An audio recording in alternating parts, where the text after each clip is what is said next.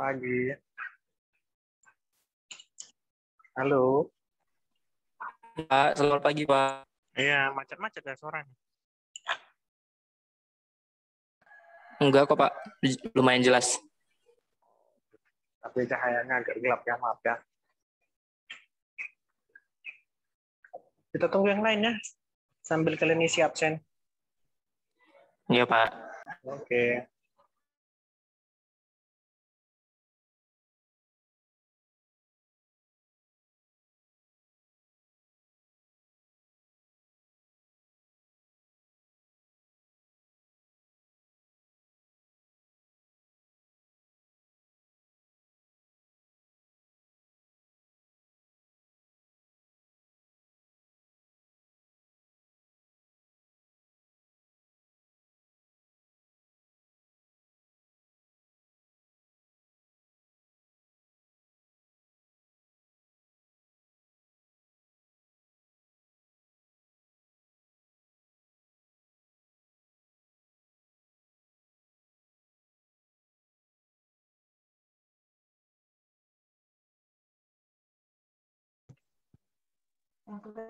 Nari dulu.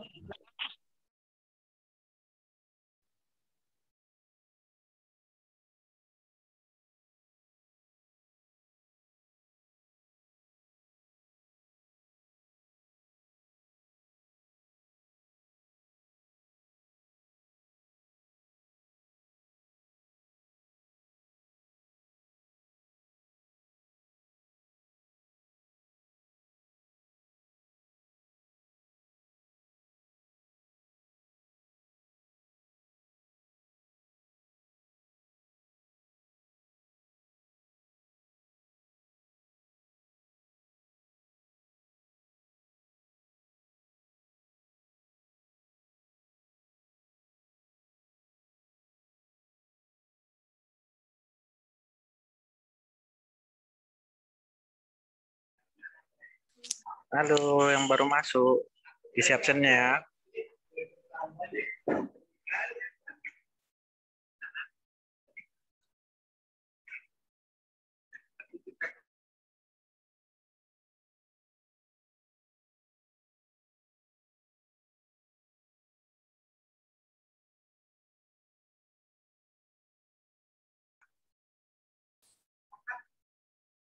Sudah diisi absennya.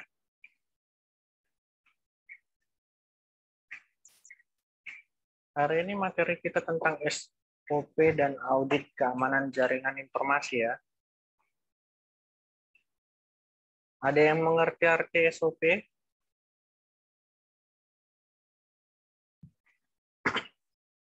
Halo, ada yang mengerti?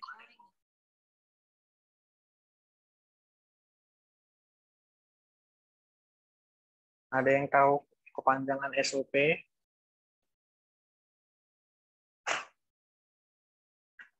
Halo, abang-abang, kakak yang ganteng, kakak yang cantik, bagaimana? Ada yang tahu SOP artinya, kepanjangannya?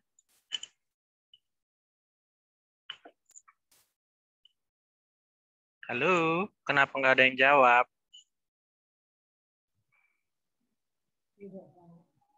Nggak ada yang tahu?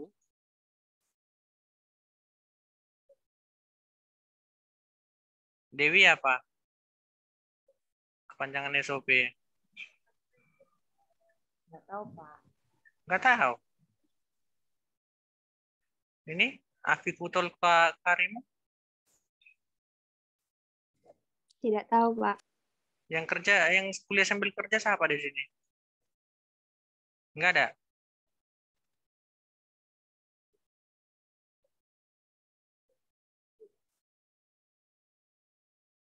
Jadi SOP itu standar operasional prosedur. Mengerti? Ini dia. Standar operasional prosedur.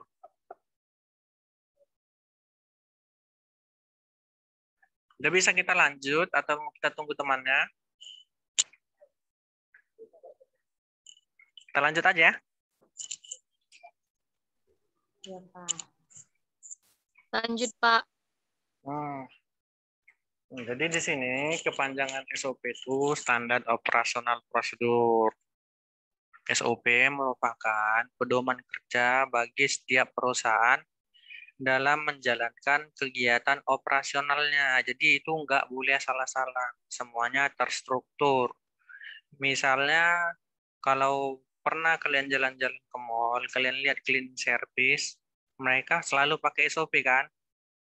Pakai sepatu, pakai sarung tangan.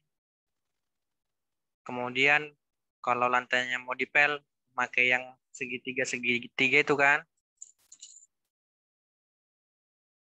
Kemudian nanti ada form checklistnya. Jadi seperti itu semua. Harus ada standar operasional prosedurnya.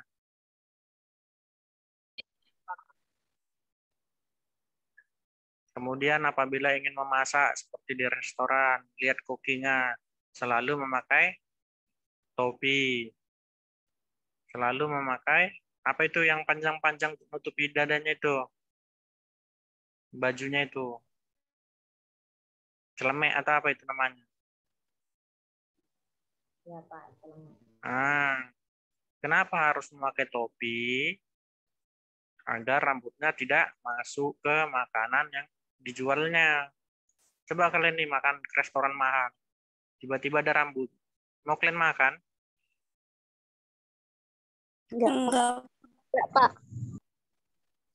Sama juga seperti makanan-makanan yang lain, seperti ciki-ciki atau apa.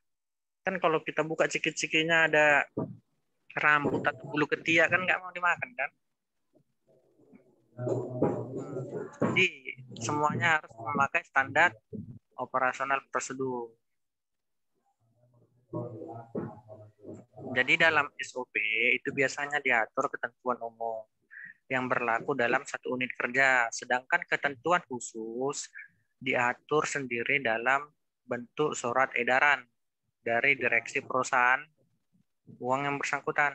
Jadi secara garis besar, materi dalam SOP terdiri dari yang pertama itu kebijakan umum.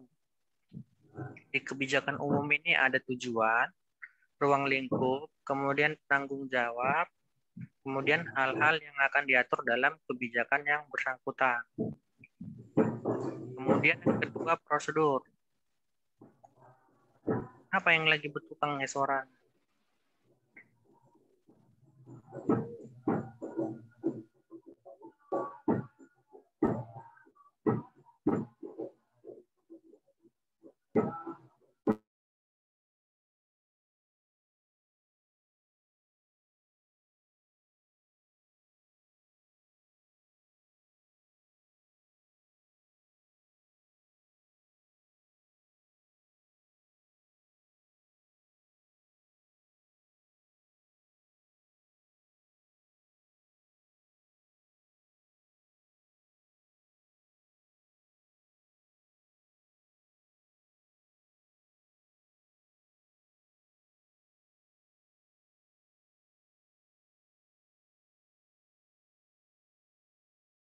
Pak, mikrofonnya ditutup, Pak, jadi nggak kedengaran suara sama sekali, Pak. Oh, oke. Kok bisa ya tertutup sendiri? Sudah? Sudah? Sudah, Pak. Nah, jadi prosedur biasanya berisi petunjuk pelaksanaan operasional pekerjaan yang dilakukan. Jadi ini biasanya memerlukan urutan pekerjaan dan dilengkapi dengan dokumen. Jadi sama seperti yang cleaning service tadi. Jadi sebelum dia mengepel, dia sudah memastikan memasang tanda hati-hati di lokasi yang akan dipelnya. Kemudian setelah mengepel, daerah mana yang dipel nanti pasti di checklistnya. Dokumen tersebut untuk laporan ke atasannya bahwa sudah dikerjakan sesuai dengan standar prosedur.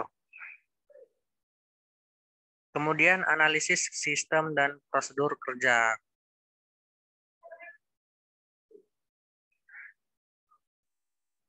Analisis sistem dan prosedur kerja adalah kegiatan mengidentifikasi fungsi utama dalam suatu pekerjaan dan langkah-langkah langkah dalam pekerjaan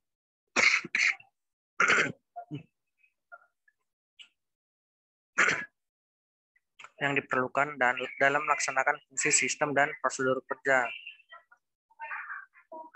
Sistem adalah kesatuan unsur atau unit yang saling berhubungan dan saling mempengaruhi sedemikian rupa sehingga muncul dalam bentuk keseluruhan bekerja, berfungsi, atau bergerak secara harmonis yang ditopang oleh sejumlah prosedur yang diperlukan. Sedangkan prosedur merupakan urutan kerja atau kegiatan yang terencana untuk menangani pekerjaan yang berulang dan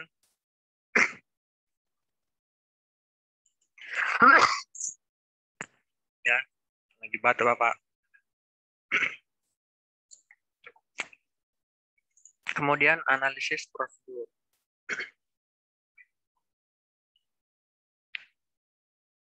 Jadi analisis tugasnya merupakan proses manajemen yang merupakan penelaahan yang mendalam dan teratur terhadap suatu pekerjaan. Karena itu, analisis tugas diperlukan dalam setiap perencanaan dan perbaikan organisasi.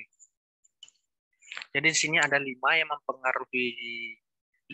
aspek yang mempengaruhi atau yang berkaitan langsung dengan analisis tugas, yaitu ada analisa tugas, yang kedua deskripsi tugas, yang ketiga spesifikasi tugas, yang keempat penilaian tugas, yang kelima pengukuran kerja dan penentuan standar tugas. Jadi sama seperti cleaning service tadi. Ada analisanya, deskripsinya, spesifikasinya.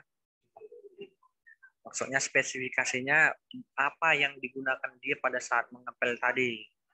Misalnya dia menggunakan sarung tangan, menggunakan sepatu, kemudian menggunakan tanda hati-hati tadi, kemudian menggunakan kain pel, kemudian airnya seperti apa dan sabunnya seperti apa. Seperti itu ya. Kemudian ada penilaian tugasnya, itu biasanya mingguan, diperiksa sama atasannya. Jadi apabila kinerjanya buruk, dia akan diganti.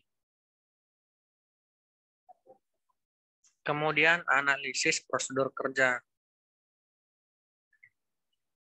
Analisis prosedur kerja adalah kegiatan untuk mengidentifikasi urutan langkah-langkah pekerjaan yang berhubungan apa yang dilakukan. Kemudian bagaimana hal tersebut dilakukan. Kemudian bila mana hal tersebut dilakukan, di mana hal tersebut dilakukan, dan siapa yang melakukannya.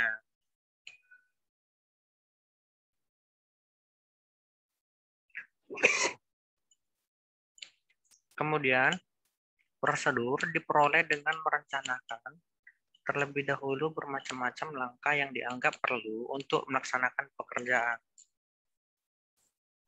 Kemudian, audit teknologi informasi.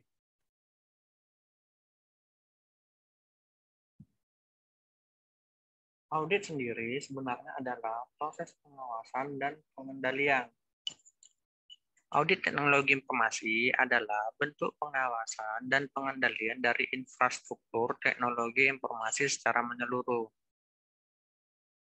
Jadi, audit teknologi informasi secara umum merupakan proses pengumpulan dan evaluasi dari semua kegiatan sistem informasi dalam perusahaan itu. Jadi istilah lain dari audit teknologi informasi adalah audit komputer yang banyak dipakai untuk menentukan apakah aset sistem informasi perusahaan itu telah bekerja secara efektif dan integratif dalam mencapai target organisasinya. Kemudian keamanan informasi. Jadi keamanan informasi adalah penjagaan informasi dari seluruh ancaman yang mungkin terjadi dalam upaya memastikan atau menjamin kelangsungan bisnis. Kemudian meminimalisasi risiko bisnis, kemudian memaksimalkan atau mempercepat pengembalian investasi dan peluang.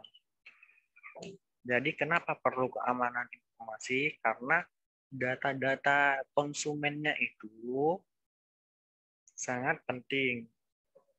Apabila dikasih, maka akan banyak penyerangan. Misalnya nih, Telkomsel. Nah, mereka menjual datanya. Kan banyak yang melakukan penipuan nanti kan. Kenapa nomor kalian sering di telepon atau di SMS, minta uang lah atau apa? Tahu kenapa seperti itu? Ada yang pernah ngalami? Sering, Pak. Pinjaman online, Pak. Itu yang bocornya bukan dari Telkomselnya, tapi karena kalian memasang nomor kalian di Facebook. Terus kalian sering mengisi pulsa di konter handphone. Sering isi ulang kan? Iya, Pak. Nah, jadi konter-konter itu mereka selalu menjual datanya.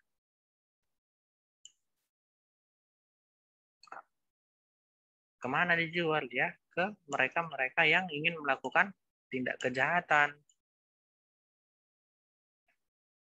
Bagaimana coba ditahu nomor itu? Kan nggak mungkin asal-asalan pencet langsung masuk kan? Nggak mungkin. Pasti dia selalu membeli data-data pelanggan telepon seluler dari tukang isi pulsa.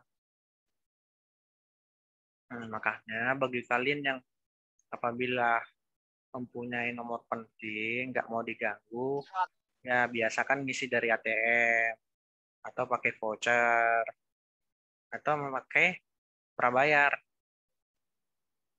kalau mau data kalian aman. Kemudian, kenapa banyak orang-orang kaya nggak mau ngisi ulang seperti itu? Ya, karena dia tidak ingin diganggu datanya. Makanya banyak orang kaya pakai prabayar kan, atau beli-beli voucher kan. Karena dia nggak mau diganggu alasannya sama orang-orang yang ingin melakukan kejahatan.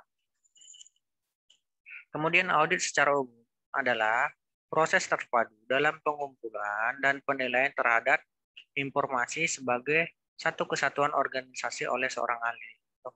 Kemudian pengertian audit sistem informasi. Jadi audit sistem informasi adalah proses pengumpulan dan evaluasi bukti-bukti untuk menentukan apakah sistem komputer yang digunakan telah dapat melindungi aset milik organisasi, mampu menjaga integritas data, dapat membantu pencapaian tugas organisasi secara efektif, serta menggunakan sumber daya yang dimiliki secara efisien. Jadi ini ada menurut para ahli. Jadi menurut si Margaret, audit keamanan bertujuan mengevaluasi sistematis dari keamanan sistem informasi perusahaan yang mengukur seberapa baik sesuai dengan beberapa kriteria yang ditetapkan. Jadi ini ada tahapannya. Tahapan yang pertama adalah tahapan perencanaan audit sistem informasi. Ini dia tahapan yang pertama. Di tahapan perencanaan audit informasi ini ada apa aja? Ada mengidentifikasi proses bisnis dan teknologi informasi. Kemudian mengidentifikasi ruang lingkup dan tujuan audit sistem informasi. Kemudian ada identifikasi core teknologi informasi application. Itu dia. Selanjutnya masuk ke tahap persiapan audit. Yang pertama tadi perencanaan, yang kedua persiapan. Di persiapan ini ada apa aja? Ada penyusunan audit work plan atau rencana kerja auditnya. Kemudian membuat pernyataan, kemudian melakukan pembobotan, kemudian membuat pertanyaan. Selanjutnya tahap pelaksanaan audit sistem Apa saja yang masuk di dalam ini? Di sini ada pemeriksaan data dan bukti, ada interview, ada melakukan uji kematangan, ada temuan dan rekomendasi. Kemudian yang terakhir ada tahap laporan audit. Sistem informasi di sini ada penyusunan draft laporan audit sistem informasi, kemudian penyusunan draft laporan audit sistem informasi, dan yang terakhir ada pelaporan hasil audit sistem informasi.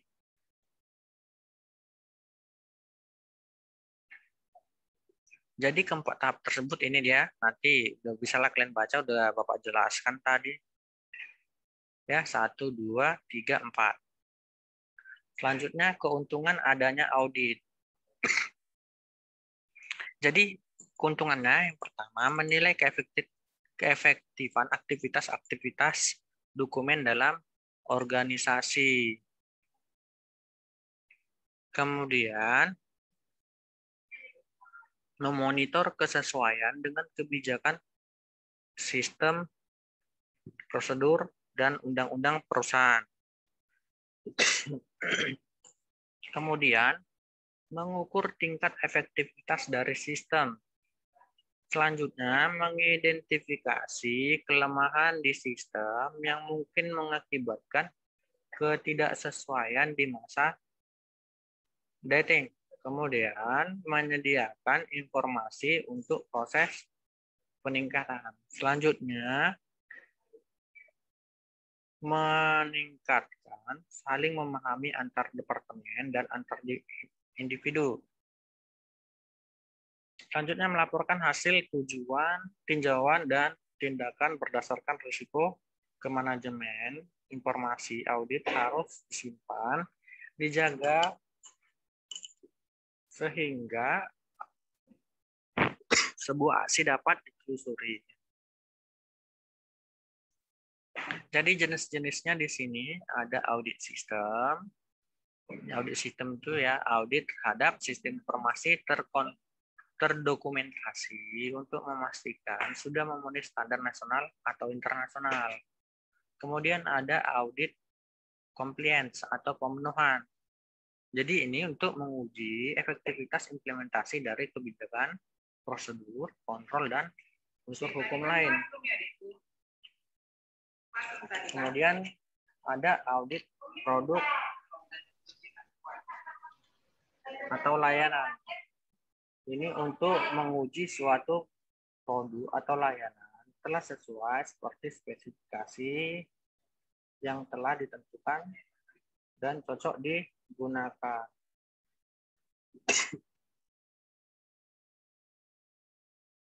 Kemudian kesuksesan audit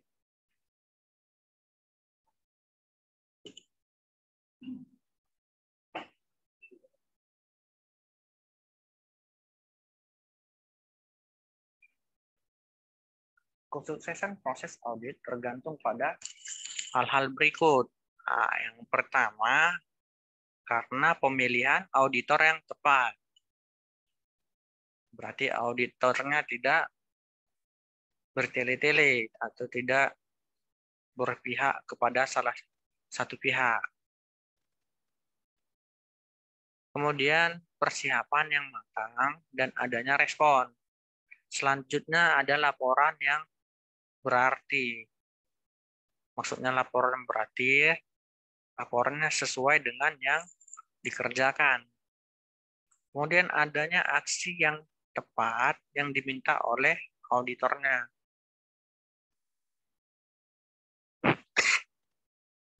Kemudian audit teknologi informasi secara internal meliputi hal-hal berikut.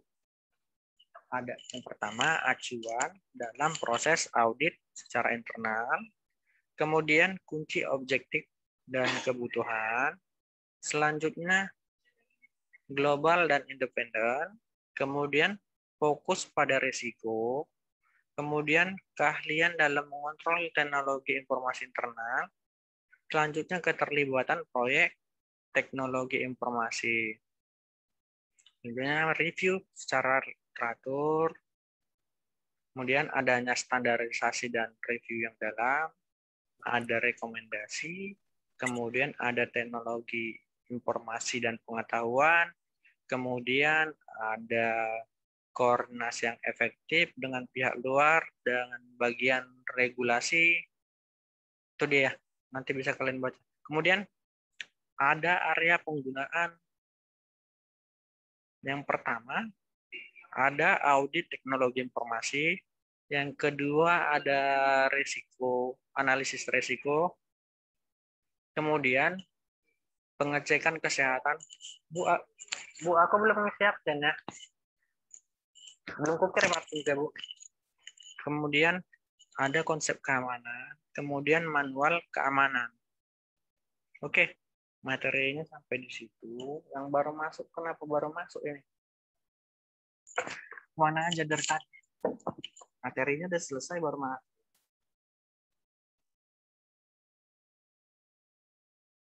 Hah? Bagaimana nih? Baru masuk. Ini pertemuan terakhir kan? Pak. Iya, Pak. Iya, Pak. Nah, Iya, Pak. semangat kali kok udah bilang pertemuan terakhir.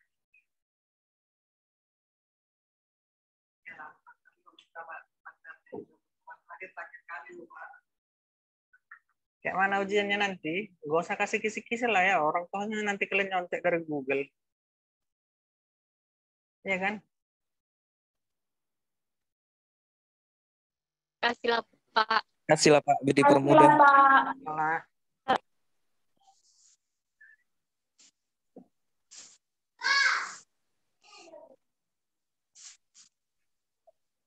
Kok saya? Karena nanti tohnya dari Google juga kalian lihat. Ya. Orang kita nggak praktek kok mata kuliahnya. Nggak buat program. Ya kan?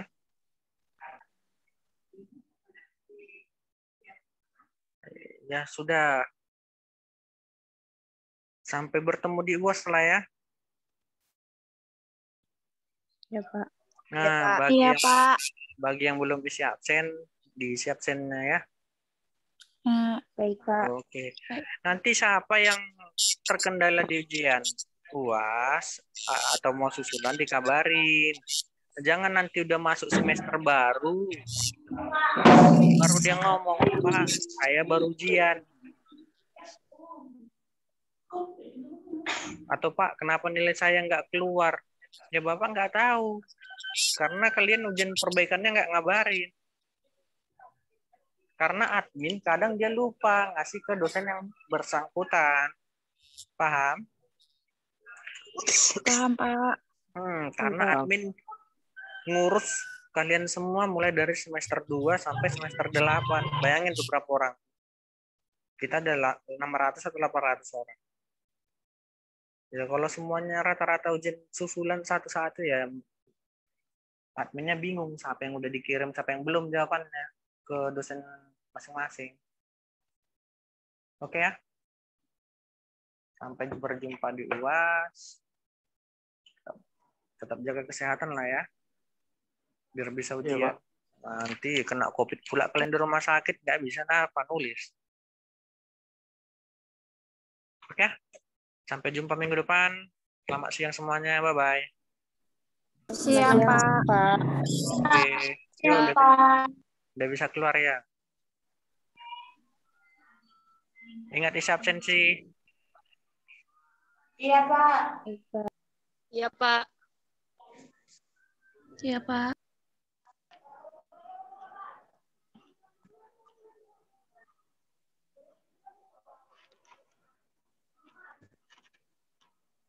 Kini saja.